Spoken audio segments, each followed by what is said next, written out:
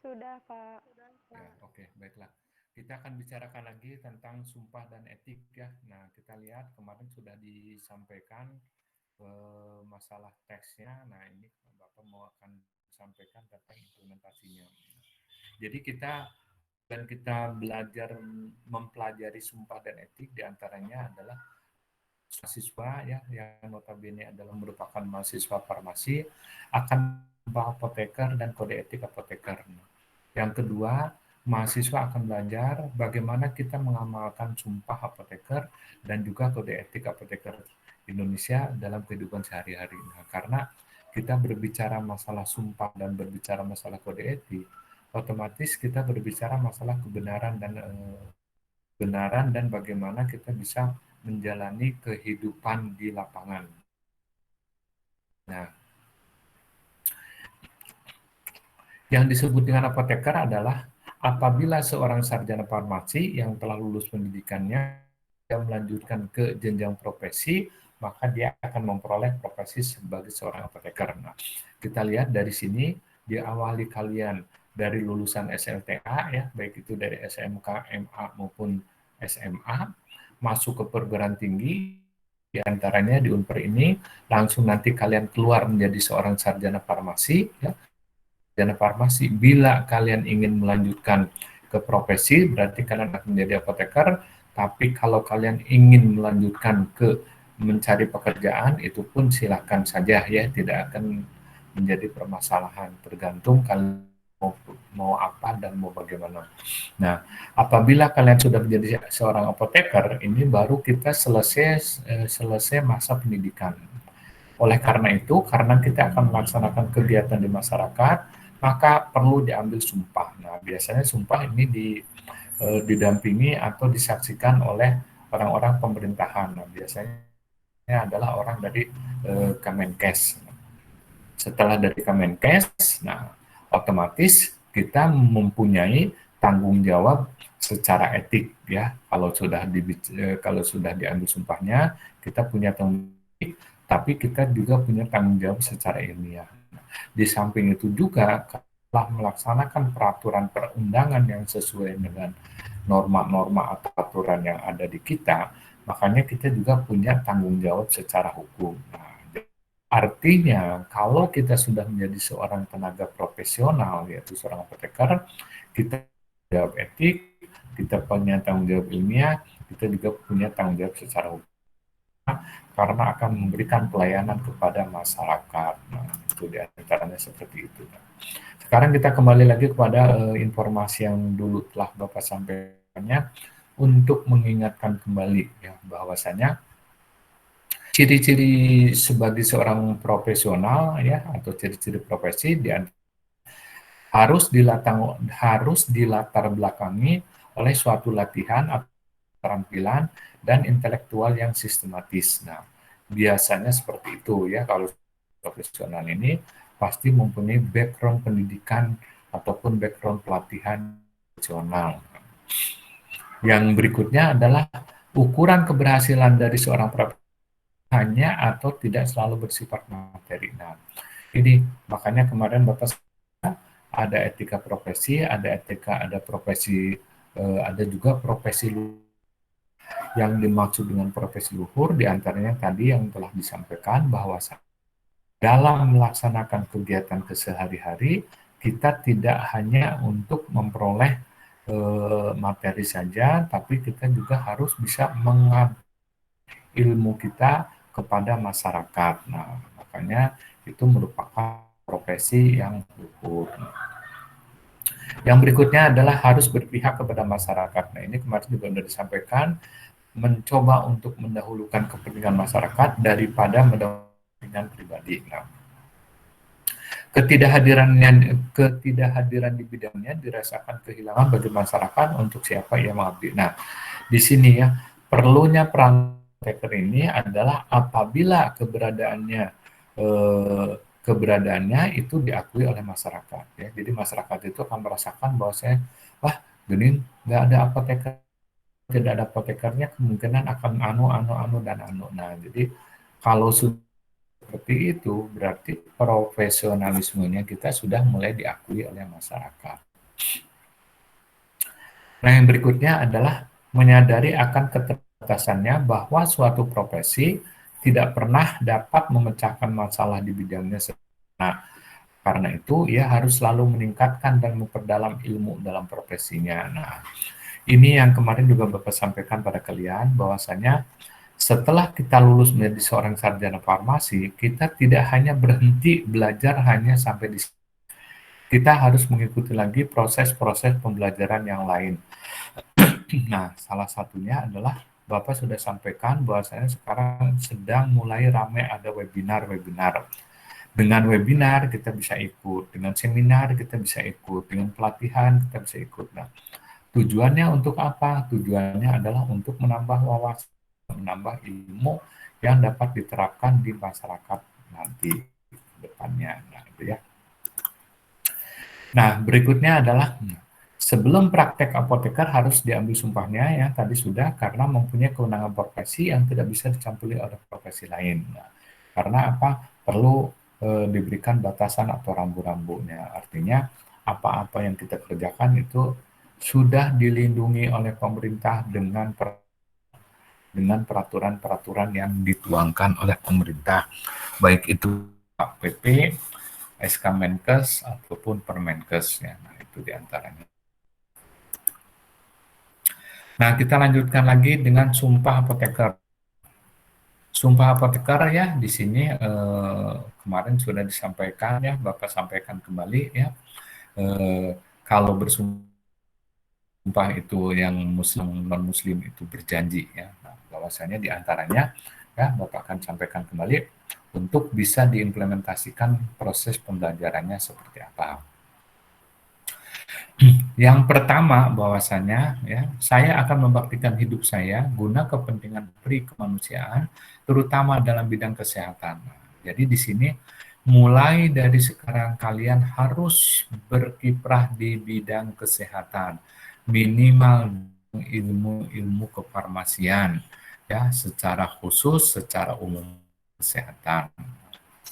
Yang kedua, saya akan merahasiakan segala sesuatu yang saya ketahui karena pekerjaan saya dan keilmuan saya sebagai apoteker. Nah, di sini ya. Jadi artinya ada hal-hal yang perlu ditutupi yang tidak ada orang lain apabila permasalahan tersebut akan menjadikan masalah bagi orang lain ataupun bagi pemerintah. Nah,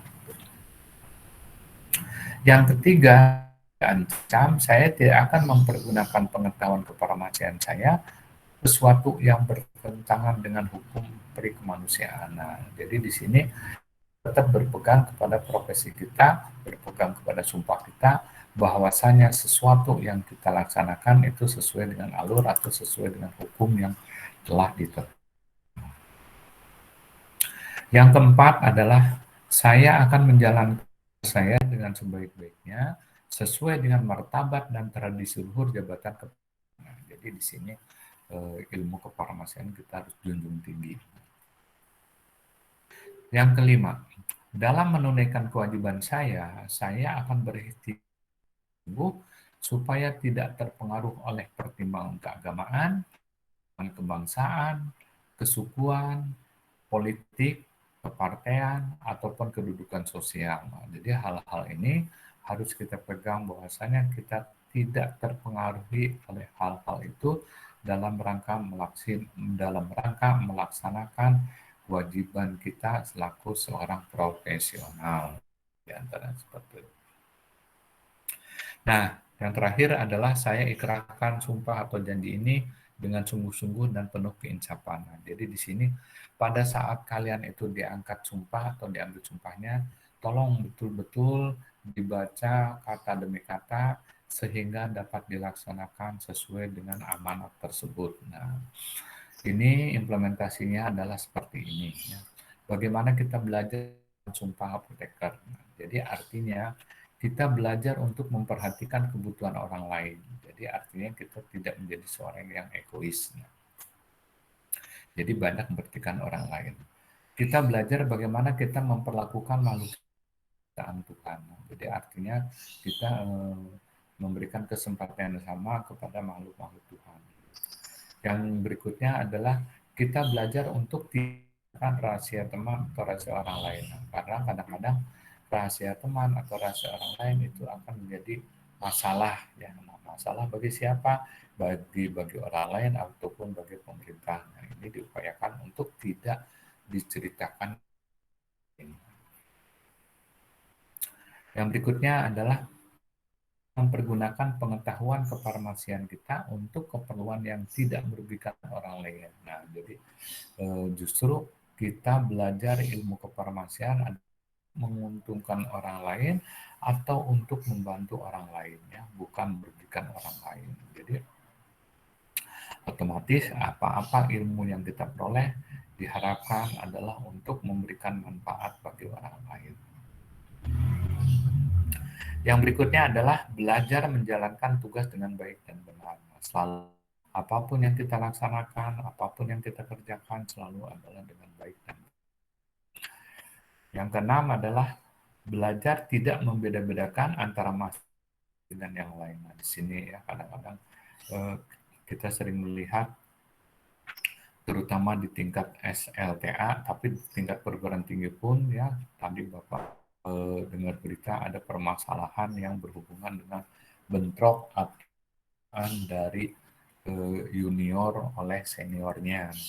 Ini kan satu permasalahan bahwasanya dia kurang bisa menghargai teman kita walaupun dia adik kelas kita ya atau kakak kelas kita. Jadi di sini salah satunya bagaimana kita bisa mengamalkan apa-apa yang bernilai positif ya. Jadi tolong itu. Makanya seperti itu. Nah, sekarang kita menyangkut masalah kode etik apoteker. Kemarin sudah disampaikan tentang kode etik apoteker, ini juga memberikan arahan-arahan yang positif buat kita. Walaupun kita masih selaku mahasiswa yang notabene sebentar lagi akan menjadi seorang sarjana farmasi, dan sebentar lagi kalau kalian melanjutkan ke profesi, kalian akan menjadi seorang apoteker. Nah, paling tidak apa-apa yang menjadi norma-norma yang telah diungkapkan oleh para profesi akan menjadi kita. Di antaranya adalah seperti ini. Berasal dari kata etos ya, dulu juga sudah disampaikan, yang berarti watak kesusilaan.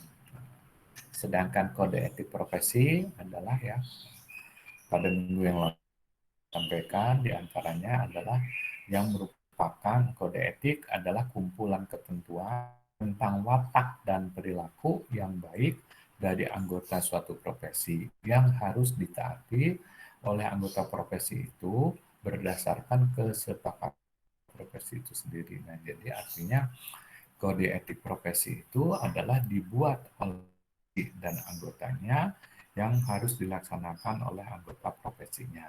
Jadi hal-hal seperti itu adalah mengarah kepada kebaikan dan kebenaran. Sedangkan kode etik apoteker. Kalau kode etik apoteker adalah kode etik yang harus ditaati oleh anggota IAI. Nah, IAI Ikatan Apoteker Indonesia ya, kalau dulu namanya ISPI, berdasarkan itu maka ISPI berubah menjadi IAI. Nah, jadi kode etik harus ditaati oleh anggota IAI berdasarkan kesepakatan yang diputuskan dalam Kongres IAI. Nah, jadi ini adalah merupakan dari profesional apoteker seperti itu. Nah, sekarang kita lihat hubungan kemitraan. Hubungan, bentar ya.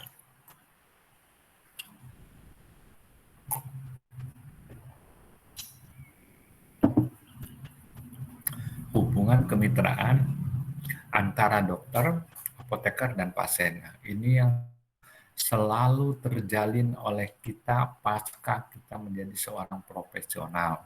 Jadi diantaranya adalah dokter dengan apoteker yang notabene merupakan mitra, ini akan selalu berhubungan dalam rangka menyampaikan informasi terhadap jenis dan dosis obat. Hubungan antara dokter dengan pasien, hubungannya adalah dokter memeriksa dan mencoba mendiagnosa daripada penyakit yang diderita oleh pasien. Sedangkan hubungannya antara apoteker dengan pasien mencoba menginformasikan atau mencoba menyerahkan, menjelaskan, dan memonitor obat-obat yang telah dituliskan resepnya oleh dokter yang harus kita berikan kepada pasien. Nah, ini timbal baliknya kurang lebih seperti ini ya. Jadi ini ada tiga tingkat, diantaranya adalah kegiatan dengan mitra seorang dokter, kegiatan kita dengan pasien, seperti itu diantaranya. Nah, tetap bagaimanapun ya, bahwasanya seorang profesi itu harus disumpah. Kalau yang namanya disumpah, tanggung jawabnya adalah vertikal. Nah, udah tanggung jawab vertikal, otomatis kita bertanggung jawab kepada Tuhan Yang Maha Esa atau kepada Allah Subhanahu wa Ta'ala. Nah, sedangkan ikatannya secara vertikal, nah kalau secara ke bawahnya adalah dampak dari sumpah itu kita terikat oleh moral, nah, dan baru dituangkan dengan kode etik. Nah, dituangkan dengan kode etik tujuannya adalah untuk arahan kepada anggota-anggota apoteker yang ada di organisasi profesinya.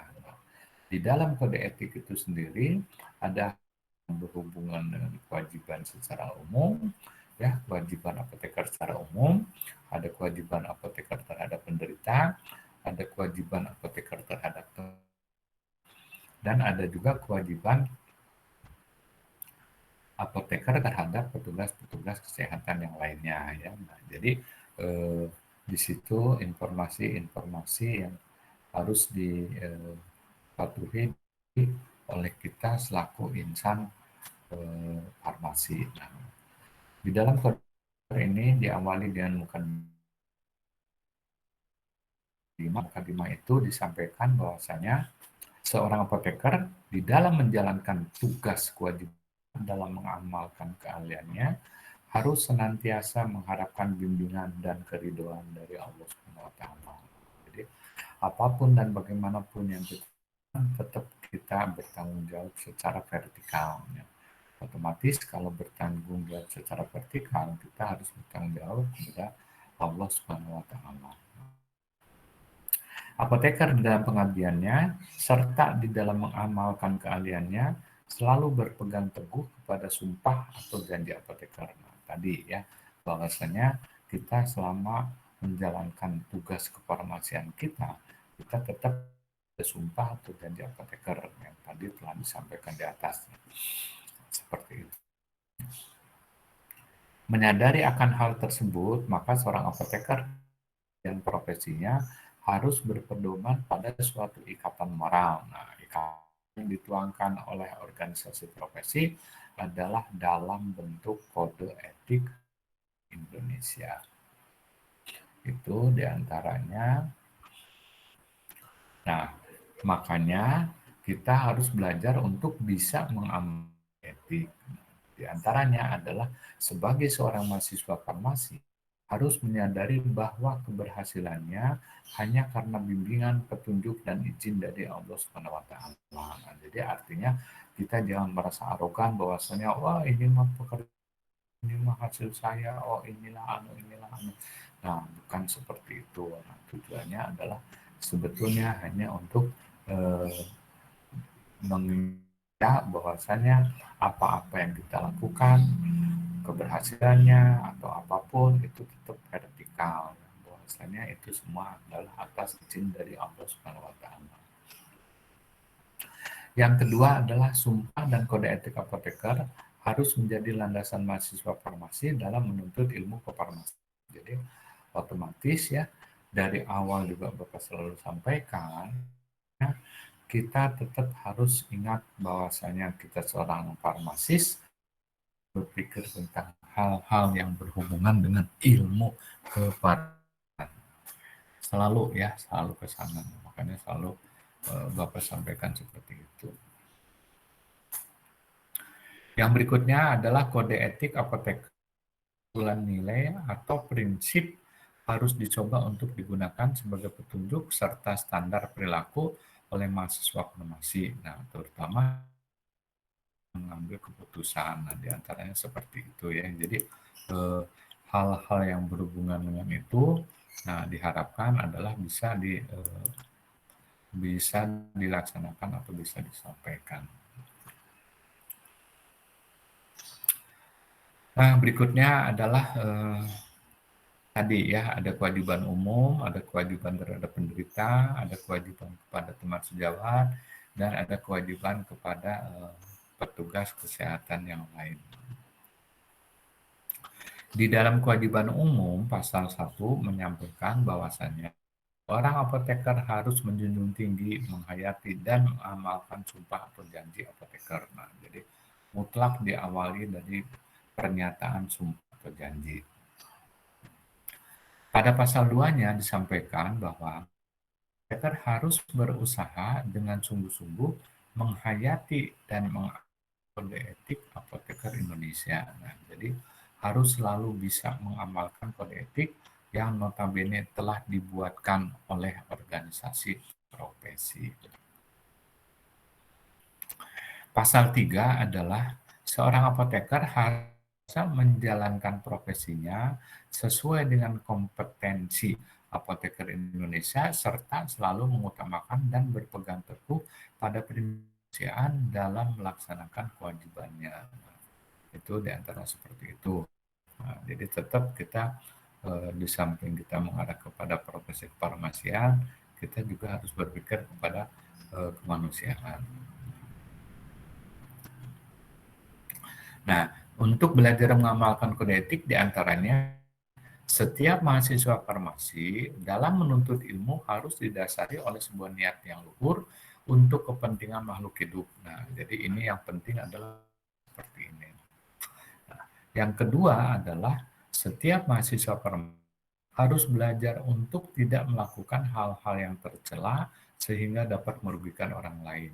Jadi itu pun harusnya. Jadi kita tidak terlalu ego ya, memikirkan orang banyak dan juga memikirkan diri kita. Ya. Tapi juga jangan sampai kita memikirkan sesuatu yang akan orang lain. Setiap mahasiswa farmasi harus menyadari bahwa kompetensi yang nantinya harus dia miliki hanya bisa didapat melalui proses pembelajaran yang sungguh-sungguh. Nah, jadi artinya seperti itu ya. Jadi artinya bahwasanya kita bisa tahu dan bisa belajar kalau kita belajar dengan secara sungguh-sungguh ya. Jadi bukan hanya asal lewat saja.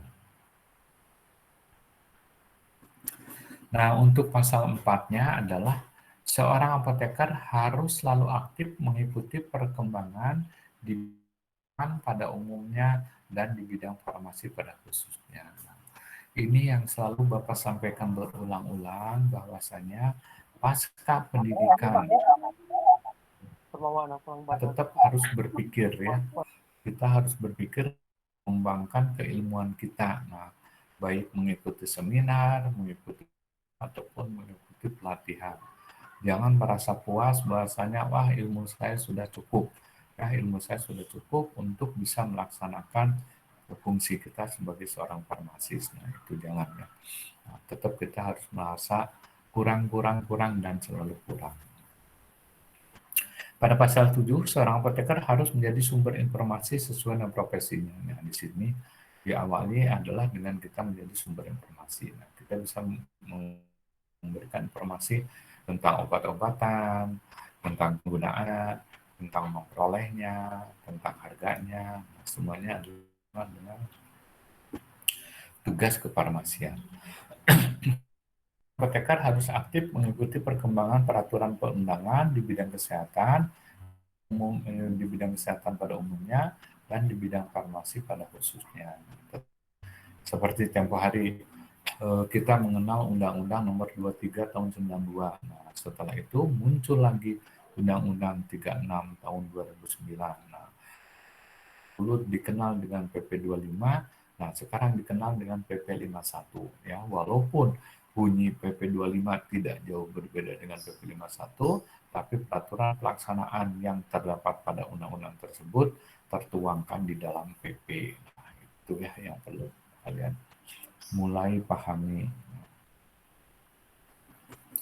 Proses pembelajarannya adalah bahwa setiap mahasiswa farmasi aktif mencari informasi agar dapat mengikuti perkembangan di bidang kesehatan pada umumnya dan di bidang farmasi pada khususnya. Nah, ini udah ya. Nah, ini tadi ya yang harus kita ikuti. Nah, setiap mahasiswa farmasi harus belajar bagaimana menyampaikan informasi kepada orang lain secara efektif dan efisien. Jadi artinya kita juga harus bisa berdiplomasi untuk bisa menyampaikan orang lain.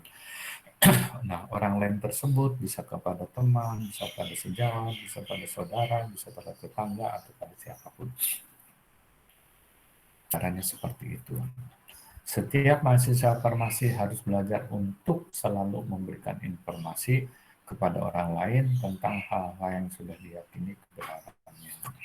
Nah, hal-hal seperti inilah yang harus selalu kita ikuti, kita pelajari, dan kita sampaikan. Berikutnya pada pasal 5, ya, di dalam menjalankan tugasnya seorang apoteker harus menjauhkan diri dari usaha mencari keuntungan pribadi semata, bertentangan dengan martabat dan tradisi luhur jabatan kefarmasian. Hal seperti ini kadang-kadang selaku insan apoteker kita selalu dihantui bahwa kita ingin memperoleh keuntungan yang sebesar-besarnya untuk diri kita.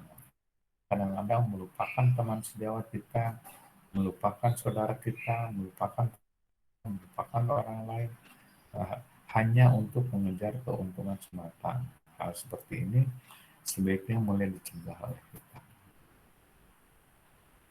Pasal 6 adalah seorang apoteker harus berbudi luhur dan menjadi contoh yang baik bagi orang lain. Di antara seperti itu ya. Selalu menjadi panutan.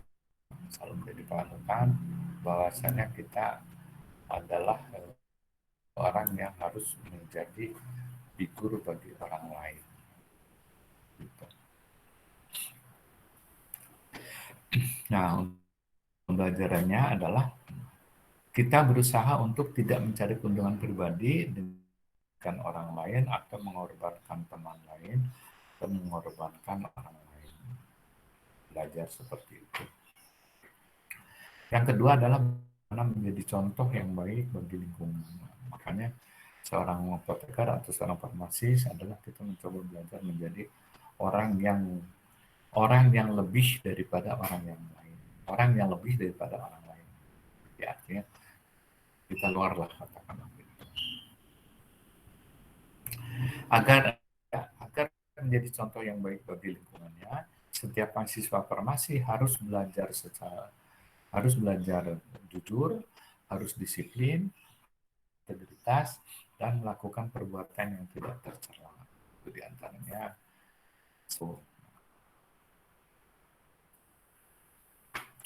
Berikutnya adalah tadi yang pertama adalah kewajiban secara umum, yang kedua adalah kewajiban terhadap penderita. Nah, kewajiban terhadap penderita untuk pasal 9-nya adalah seorang apoteker dalam melakukan praktek kefarmasian harus mengutamakan kepentingan masyarakat, menghormati hak asasi pasien, dan melindungi hidup insani. Nah, jadi artinya bagaimanapun juga kita selalu dianjurkan untuk lebih memperhatikan orang lain dan memperhatikan diri kita sendiri. Nah, hal seperti inilah yang perlu oleh seorang farmasis.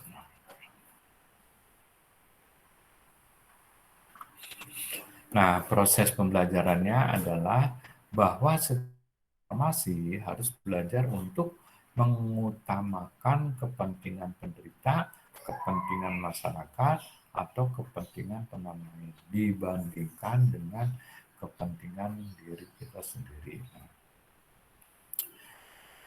Farmasi harus belajar untuk ikut menjaga kesehatan masyarakat, terutama bagi anak-anak dan orang. Nah, jadi kalau ada kejadian hal-hal yang seperti ini, kita harus langsung intervensi untuk bisa membantu mereka untuk bisa meningkatkan kesejahteraannya.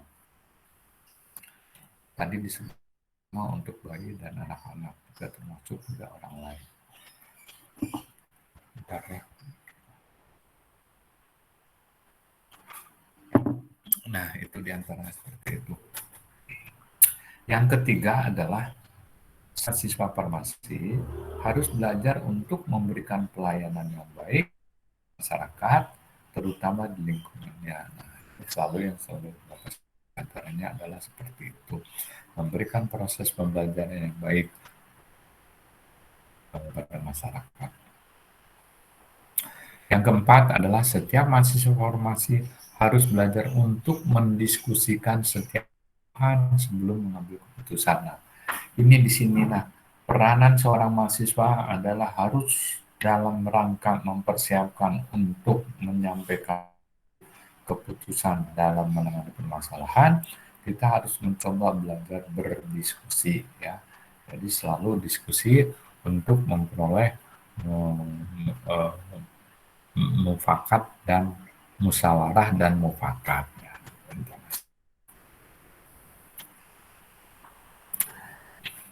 Nah, berikutnya ya tadi kalau hanya untuk kalau terhadap penderita hanya itu ya, adalah kewajiban apoteker untuk teman sejawat.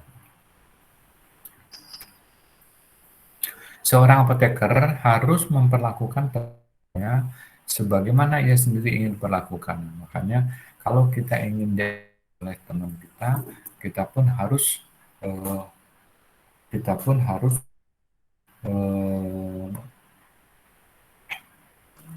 mencoba berbuat baik buat orang lain sehingga juga nanti akan dianggap baik oleh orang lain. Jadi kalau kita ingin kita dianggap baik oleh orang lain, kita juga harus berbuat baik pada orang lain. Berikutnya adalah sesama apoteker harus selalu saling mengingatkan dan saling menasihati untuk mematuhi ketentuan-ketentuan tentang kode etik. Ya.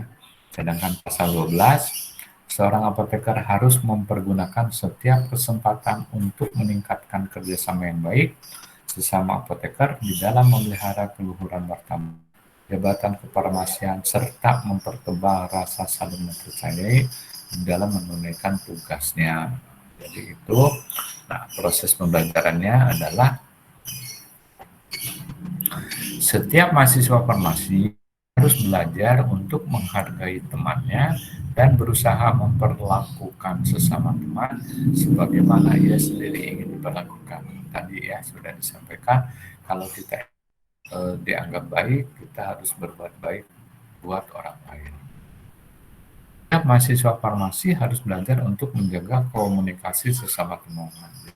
Ini ya, komunikasi harus selalu dijaga ya. Jadi kita untuk saling memberikan informasi ya terhadap teman sejawat kita. Setiap mahasiswa farmasi harus belajar untuk mengingatkan secara santun kepada temannya yang berbuat kurang baik tanpa harus memperlakukan temannya. Jadi artinya bahwasanya kita harus mencoba santun kepada orang lain ya, atau kepada teman lain. Setiap mahasiswa farmasi harus belajar untuk saling mempercayai sesama teman. Itu di antara. Jadi harus saling mempercayai ya, jangan artinya kita tidak mempercayai orang lain sehingga berakibat di antaranya. Nah, sekarang tentang kewajiban